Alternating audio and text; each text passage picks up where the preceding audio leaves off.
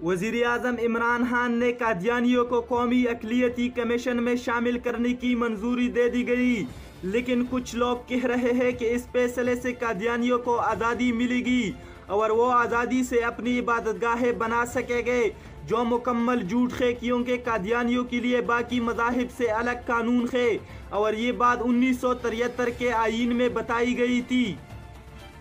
इस फैसले से इन पर वो कानून और पाबंदियां ख़त्म नहीं हुई, क्योंकि इसको ख़त्म करने के लिए फिर 2/3 अक्सरियत चाहिए पार्लियामेंट और सीनेट में, जबकि ये फैसला इजलास में हुआ है। अगर ये पाबंदियां ख़त्म करना चाहता है कोई तो इसके लिए आईन में तरमीम करनी होगी। तो कादियानियों के लिए पाकिस्तान के आईन में ये बात वाज़ेह है कि वो दूसरे अक़लियतों की तरह न अपने मज़हब की तबलीग कर सकते हैं और न ही वो इलेक्शन लड़ सकते हैं, और इनको अक़लियतों की लिस्ट में इसलिए शामिल किया गया है कि ये खुद को मुसलमान समझते थे,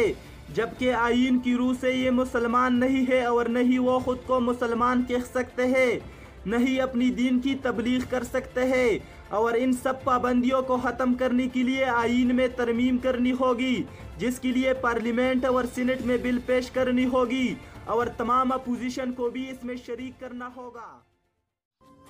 अपने मेज़बान अदनान परास को इजाज़त दीजिए और देखते रहिए पाकिस्तान चैनल।